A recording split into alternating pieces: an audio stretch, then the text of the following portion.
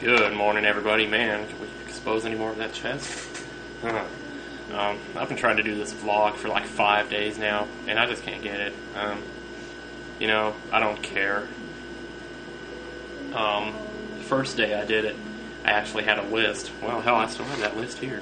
Ooh, let's read it. No. But I just kept thinking to myself, why would anyone want to hear about that? I guess I was getting depressed. You know how I said I was on a high and all? Well, I should have known I was going to jinx it if I said anything about it. So it went away for a few days, and now it's starting to come back again. So, of course, I'm off of work. Go figure. Anyway, in the background, we have Typical Situation by Dave Matthews Band. Anyway, we'll just wait till it gets to the good part. Till then, I was going to tell a little story about, I used to do my diary on cassette tape, you guys know that, and on one of my tapes, it was close to Christmas time, and I was speculating about what my Christmas presents were. I hate when I do that I keep doing that with my voice, like what my Christmas presents were, like I'm expecting a response or something. I don't know why, so I did it again at the end of that sentence. Anyway, well, on the tape, I said one of the presents looked like a Nintendo game. But the way it came out, I guess there was some spit in my mouth or something, and it came out, it sounded more like one of the presents looks like a Nintendo game. So, anyway, and that's what I sounded like too. It sounded like one of the presents looks like a Nintendo game. So I would go around on all these other tapes making fun of that. And anytime I said that something looked like something else, I would say it looks like that. Or, that sounds like a good idea. And all this time I didn't realize I was using a nasty word. And I didn't find out till I was 28 that it was a nasty word. I found out by watching Falling Down the movie. And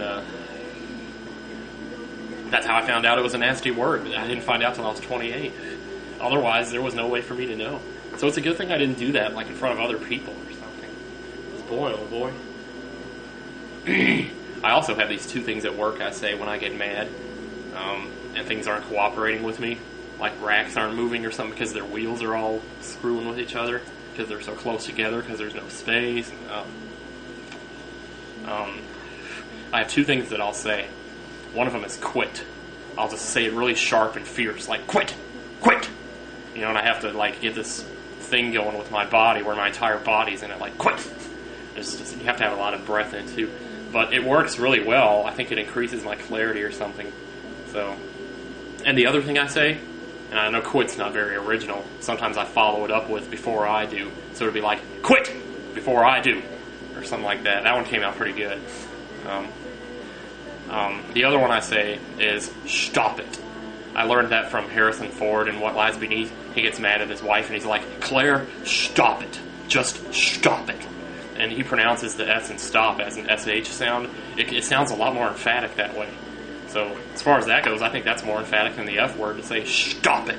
So, sometimes I'll do that, and I'll be like, stop it, stop it. And I'll try to move something, and it won't move, and I'll be like, stop it. Anyway, that's enough about that.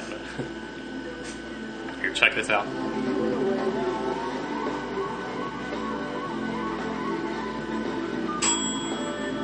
Alright, I just officially went totally gay on you.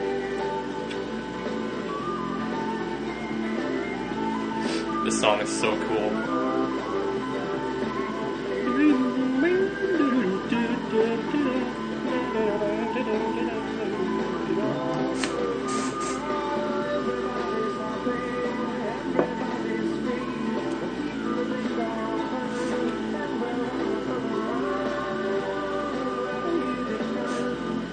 Why are you that way? If you don't get in line, we'll lock you away. You have to hear that song like about 10 times before it grows on you.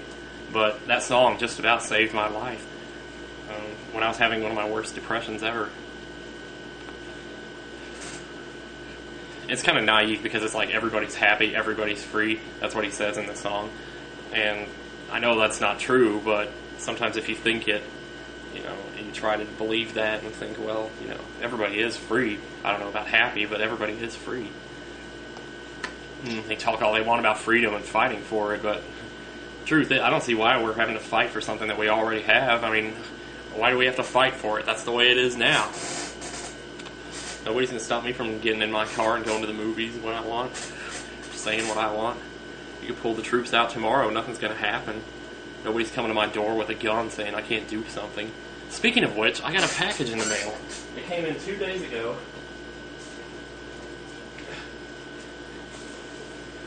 And I never opened it. So, what better time to do it than here on a video, huh? What is this? Service center? Well, this must be my DVDs then. Well, that's what I thought it was when it first came in. Nope. I'm surprised they sent these because I ain't paid my bill. I haven't gotten any kind of a bill yet in the mail, so I don't know what my... Oh, geez, $94.60. Well, yeah, that's a bill. Yeah, I got me some more DVDs. Got Lady in the Water. That's a nice DVD, too. Man, look at that. What is this? Oh, Reservoir Dogs. Yeah, okay. Yeah, Reservoir Dogs. That's a cool movie. That's one of the few movies that everybody seems to like that I also like. But I've checked out these other movies like Taxi Driver and Goodfellas and A Few Good Men and all that stuff. And for some reason, I just don't get into those. I figure if I watched The Godfather, I probably wouldn't get into that either. This is The Butterfly Effect. I used to have this DVD. I guess I had to sell it for some reason, but I'm so glad to finally have it. I haven't seen that in like a couple of years. Oh, and The Family Man. Sweet. One of the greatest movies ever. Oh, yeah, we're going to have us some fun today.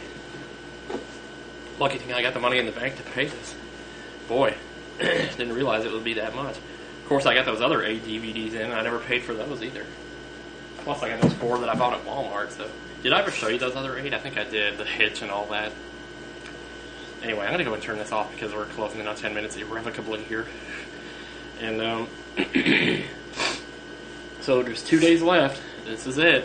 2 more days and I gotta quit smoking. Man, what do you know? You know the worst part about it is I don't know what I'm gonna do on my breaks at work now.